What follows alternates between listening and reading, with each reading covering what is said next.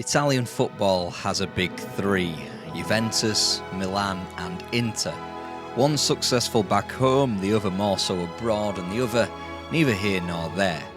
This is Inter Milan, a team that can dominate but often prefers to keep its successes brief, with long distances between. However, there was a moment, just one moment, when they might just have been the best Italy had ever seen. And it is when Germany controlled Calcio.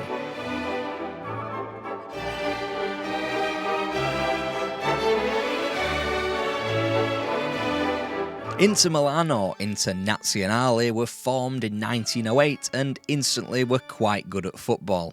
Within 2 years they had won their first league title and bagged 10 goals against AC Milan in the process. Renowned for being an international club, hence the name Thickos, their beliefs were quickly quashed by fascism. Their merger with little local club Ambrosiana led them to take on their name for 20 years, because being called international really didn't wash with a fascist dictator hell-bent on making Italy Italian. Nonetheless, they'd enjoy a wave of success whilst Mussolini presided over the country thanks to the imperious Giuseppe Meazza through the 30s. Another generation would pass before Inter was successful again. After reverting to their original name, moving in with their pals into the San Siro, they finally won the Serie A title again in the 1950s. Their coach Alfredo Forni was the precursor to mainstream Catenaccio in a society still picking up the pieces from World War II and a sport still picking up the pieces from the Superga air disaster. Wedged in between Il Grande Torino and Il Trio Magico, Inter carved out a niche for themselves by winning consecutive Scudetti in 1953 and 54. The best was yet to come when Helenio Herrera was signed as Forni's successor from Barcelona. Ultimately, he'd fancy a bit of that sweet Catenaccio, but only after the bitter taste of defeat to both Juve and Milan in his first seasons. Deciding if you can't beat them, you should probably join them, Herrera transformed an attacking team into a stern defensive unit that conceded just 20 goals on the way to the title in 1963. Following in the footsteps from Italy's first ever European champions Milan, Herrera went one better by claiming successive European Cups. Football's epicentre was Milan, if only for a brief slither of time. Helenio Herrera departed after losing the European Cup final of 1967 to Celtic in Lisbon, and Milanese football plunged into the murky world of the 1970s and 80s. Whilst Milan were busy being demoted for their part in the Totonero scandal, Inter were busy winning the Scudetto in 1980. Ironically, for a team called Internazionale, they would be the last team to feature only Italian players to win the championship. Nonetheless, they'd attempt to go back to their roots in the 80s, to little avail. Rules about foreign players had finally relaxed in Italy by the decade, and with most clubs armed with the belief that you should select a group of players from the same country, Inter went for the smart option: Germany. West Germany were the national team of the decade. They won the 80s first Euros in Italy, no less, and would appear in 3 World Cup finals on the bounce. Therefore, the signings of Hansi Müller and Karl-Heinz Rummenigge made sense. Not that it went well. Hansi Müller tried his best to be despised by absolutely everyone at the club and quickly left. Meanwhile, Karl-Heinz Rummenigge was seen as the more surefire bet, having recently won the Ballon d'Or. Except he was the wrong side of 30, and whilst he was a scorer of great goals, his deadlier goal-scoring streak had deserted him.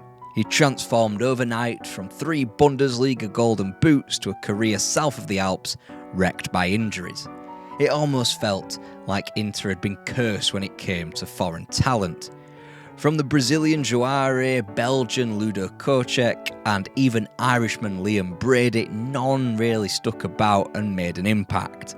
Meanwhile, Zico, Diego Maradona, Preben Elkjær, Falcao and Michel Platini were some of the league's best stars in this time. This was a time of economic boom in Italy. The country's football clubs almost felt untouchable and were more than happy to buy players by the bucket load and shuffle the deck until they got the right combination that stuck. either with a Scudetto or in Europe. As George Orwell predicted, things changed in 1984, but in more serene Milanese times, particularly for Inter. Ernesto Pellegrini was a hospitality businessman who had worked with the Agnelli family of Juventus fame, and he decided he fancied a piece of the same pie, so he bought Inter. Umberto Agnelli is said to have remarked, "Look, our cook has bought Inter, presumably to widespread hilarity, and it is from here where we pick up Inter."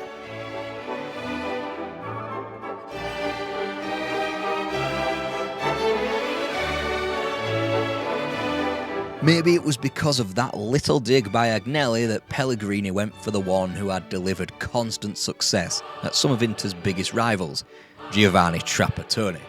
As a player, Trapattoni was a hard-nosed, mean midfielder brought up in a tough suburb of Milan where he worked in a bakery as a teenager. Whilst at the San Siro in a playing capacity, he was part of the great Nerio Rocco teams that won all there was to win: Scudetti, European Cups, the lot. He shot to fame and lives on in myth and legend for his exploits against world-class goalscorers of his day. He will be forever eulogised for his man-marking job on Pele at international level, even if this was for 23 minutes when Pele was injured. It should be the job he did on Benfica's Eusebio in the 1963 European Cup final that we praise the most, as Trapattoni and Milan broke the Iberian spell over the continent by becoming the first Italian team to win the big prize. His playing career was good, for sure, but nothing compared to what was going to come. As a manager, his most successful body of work wouldn't be in Milan, but in Turin. His caretaker spells in charge of the Rossoneri in the early to mid-1970s really didn't amount to much of anything, so he shuttled across to Turin to find his next job. Torino had surprisingly won Serie A in 1976, and their neighbours Juventus could not be having that.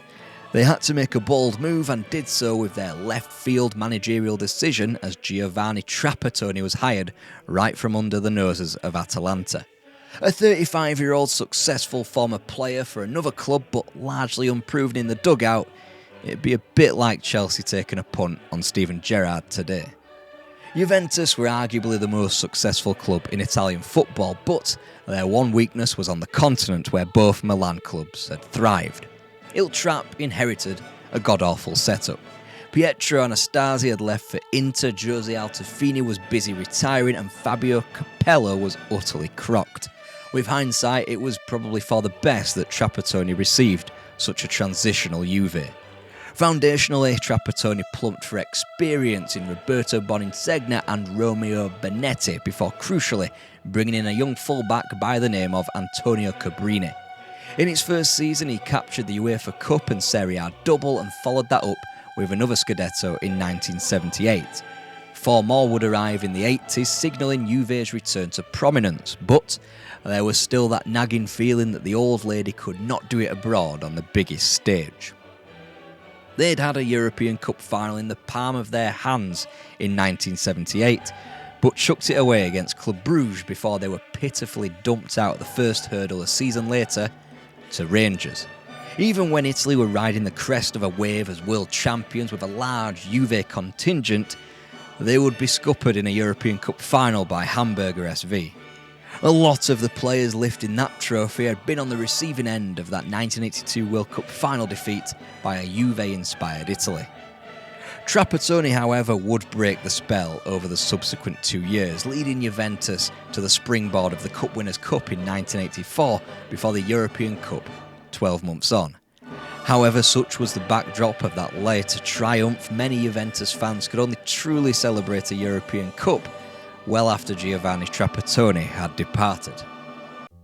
Regardless, in the space of one managerial tenure, Trapp had taken Juventus from European trophy virgins to claiming a complete set of UEFA silverware, something that only 4 clubs have replicated since.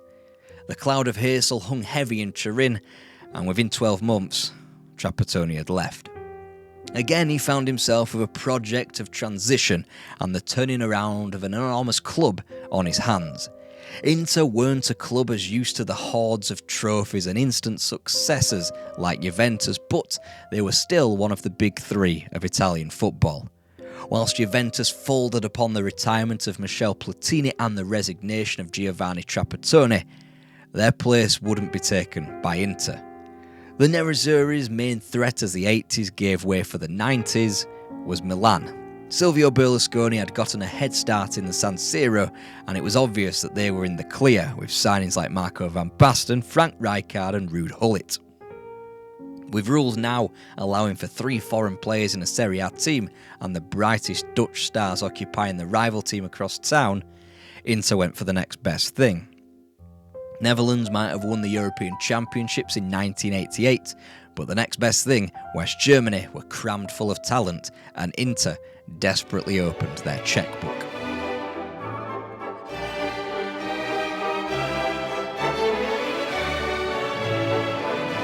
But what were Inter buying for their money? In Lothar Matthäus, the headline, the star attraction, quite possibly the greatest German footballer of all time.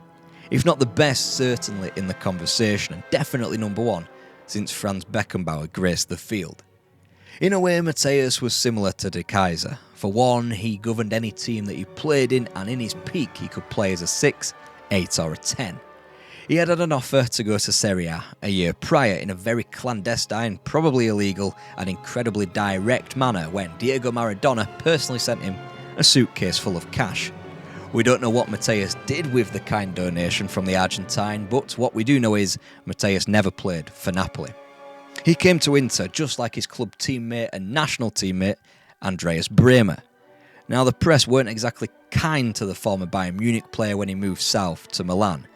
When comparing Matthäus and Bremer, the former was said to be the rich, succulent steak, whilst Bremer was the bone attached with all the excess fat on it.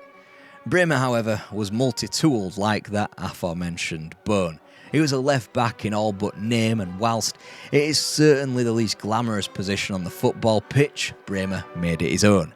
In West Germany at the time, every club followed the mantra of a 5-man defence, which made Bremer incredibly valuable as a left wing-back who was the epitome of versatility. 2-footed and deadly from set pieces, Inter really couldn't have asked for a better player down the left. One man Inter couldn't get a hold of right away, however, was Stuttgart forward Jürgen Klinsmann. Born in Göppingen, almost 50 kilometres east of Stuttgart, it was in the neighbouring city where the striker found fame. Starting life off at Stuttgarter Kickers, it wasn't long before it became blindingly obvious that Klinsmann was going to outgrow them. He was a starter at Kickers before he was an adult, and by the time he entered his 20s, it was time for him to enter the Bundesliga across town with VfB. Even then, he was a big fish in a moderately sized pond, as he maintained a record of a goal every other game in league competition whilst being the envy of the rest of the Bundesliga. In truth, given the state of the league at that time, Klinsmann was close to eclipsing it. By 1988, after an unfortunate run to the semi-finals of a home Euros, the striker was all set to depart for Serie A and Inter, only for admin to get in the way of all of that. Not that Klinsmann particularly minded scoring 19 goals in the subsequent 1988-89 season, just as he had done in the previous 2 campaigns. Added to that another top 5 finish and a UEFA Cup final, he was finding success. Just not as much as his West Germany teammates south of the border in Milan.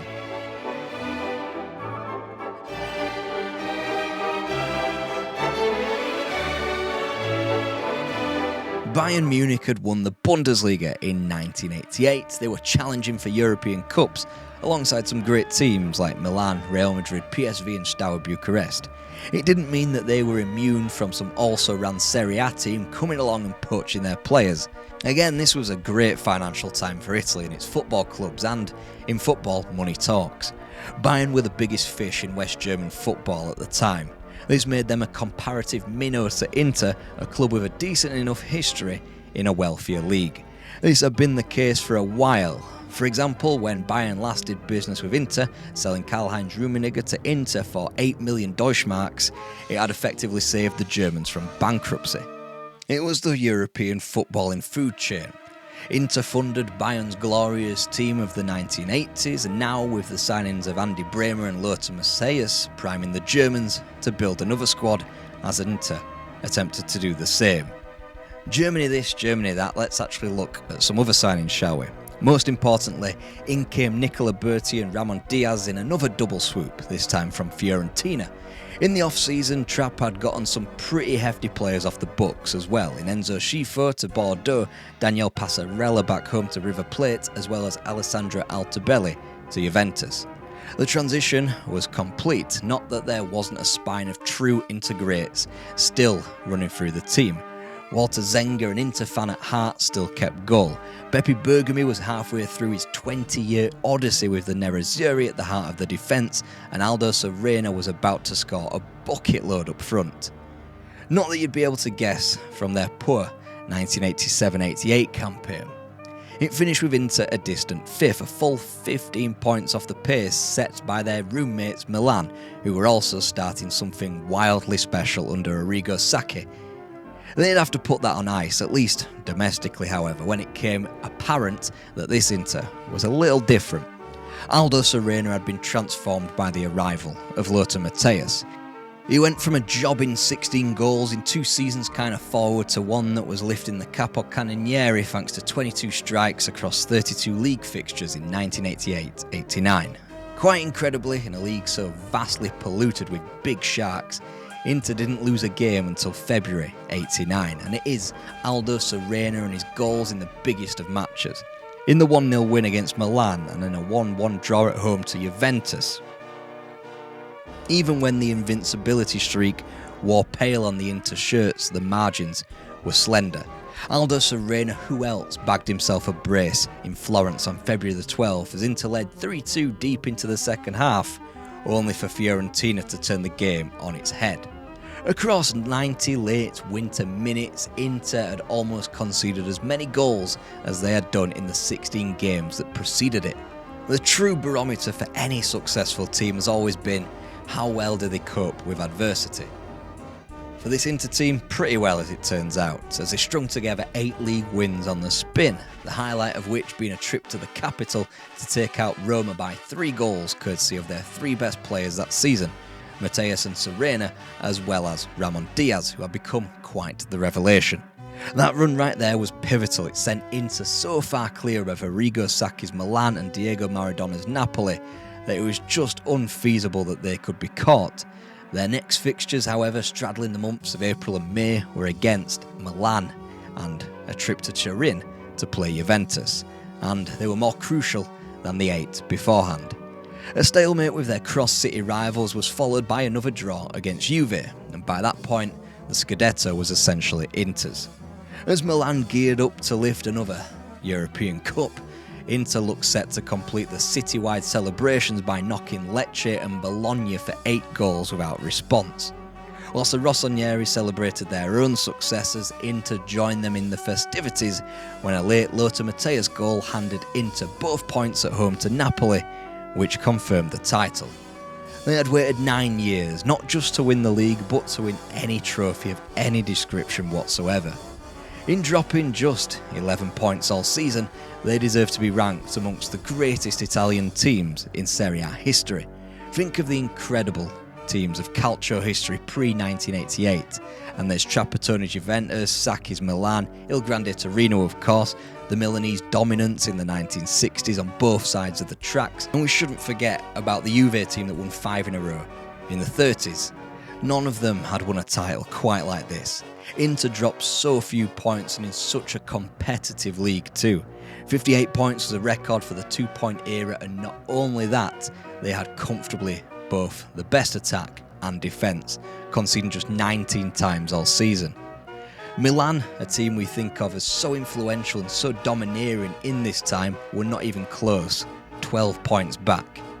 Now the question was, could Inter cut it in Europe and continue their rich vein of form?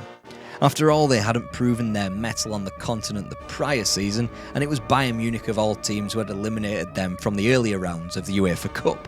In quite miraculous circumstances, Inter won comfortably in Munich, only to go down by away goals when a young Bayern team pitched up fearlessly in the San Siro and scored 3 times. Smelling blood, Inter snatched a 3rd German, as tradition stated, and brought perhaps the best marksman in football of his time, Jürgen Klinsmann. It meant one thing though, a foreign player had to leave the squad, and it just wasn't going to be the big money signings of the prior summer in Bremer or Mateus. So despite a good goal return in his only season at Inter, Ramon Diaz was moved on to Monaco to allow Klinsmann to slot in up front. How did these record breakers do in the European Cup? Was there an all-Milan final? Were they great tussles with the magnificent teams of their day? Not exactly. They lost to Malmo in the first round. Then they had to go home and face the music of the greatest league on earth. Whilst Juventus weren't up to much, they were still one of the great rivals and could perform. Diego Maradona's spite was driving a Napoli side in one of his final seasons in Italy. Of course, Arrigo Sacchi was still getting a tune out of Milan as they won a second European Cup in succession. And that's without mentioning the likes of Fiorentina, who had a capable side, as well as Sampdoria, who had done everything on a cup scale, both in Europe and back home, unlike Inter, and were led by the ferocious tandem of Mancini and Vialli. It's easy to see how they could fall away, and in finishing third, 7 points off the Neapolitan pace, that's exactly what they did. But the three Germans' time in Italy wasn't up. They led the way back home for so much of the campaign as Lothar Matthäus scooped up the Ballon d'Or and had his best season statistically in his entire career.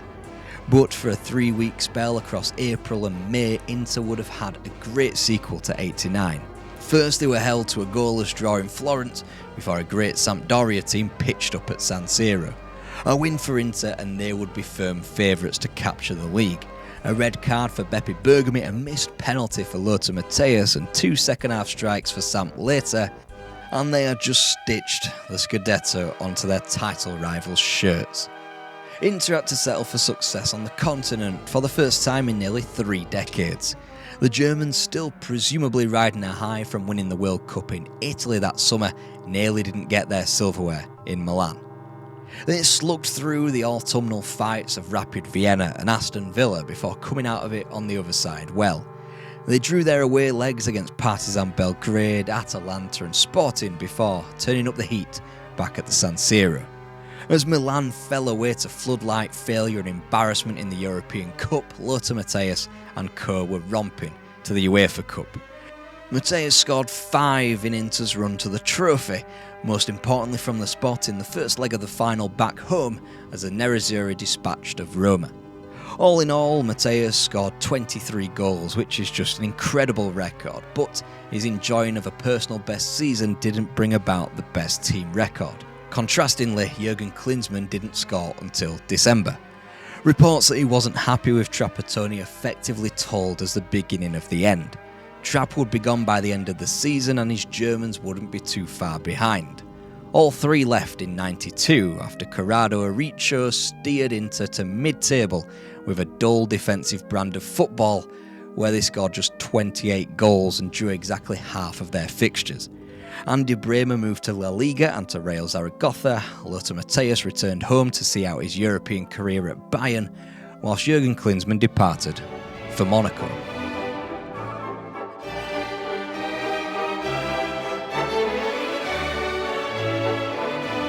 But hold on right there. There was just one last German, Matthias Sammer, but he wouldn't stay for too long either.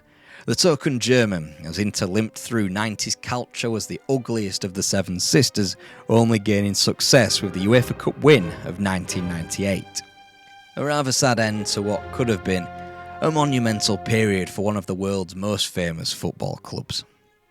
Inter ultimately were overshadowed in a big league with enormous talent. They can be pinpointed thanks to their great record for one season of running the UEFA Cup and their novel recruitment strategy. They don't leave a lasting legacy outside of that, however. Milan had Sacchi, Naples has Maradona, and not even Trapattoni is Inter's. As a player, he belongs to the other Milan club. As a manager, he's more associated with Juventus. It is Juventus and Milan, the other names of Italy's big 3, that were more successful either side of the Inter flash in the pan. When looking back through them rose-tinted spectacles, it's easy to feel a bigger pang of nostalgia for a Sampdoria and that fearsome strike force of Mancini and Vialli, for Fiorentina and Roberto Baggio, for Parma. As for Inter, they wouldn't win the league again until it was literally handed to them in 2006 because of Calciopoli. Incredible talent would come and go, Bergkamp, Seedorf, Pirlo of course, Ronaldo, as the curse of the foreign player continued. Angelo Moratti took over the club in 1995 and, as was Italian tradition at the time, splashed enough cash, but the success never came. They would have a longer time to sunbathe as the 21st century got going when they won 5 Scudetti on the spin, when they became the only Italian team to win the treble in 2010. But it could always be argued that this was only allowed off the back of Juve's demotion to Serie B in 2006. For 1 year, Inter managed to shine above all else in the greatest league ever assembled anywhere, before or since. And yet, the three Germans' era of Inter are a bit of a myth. They ruled Italy with one of their members missing, Klinsmann late on arrival. When they did become a trident, they never returned to their peak domestically. It is hard to say that the Inter of Klinsmann, Bremer and Matthias as a three underachieved, given the quality of their opposition. But they burned a little too briefly. Trapattoni unable to resurrect a trophy-laden sequel out of his coaching playbook, and Inter's three Germans, the right people, at the wrong time in history.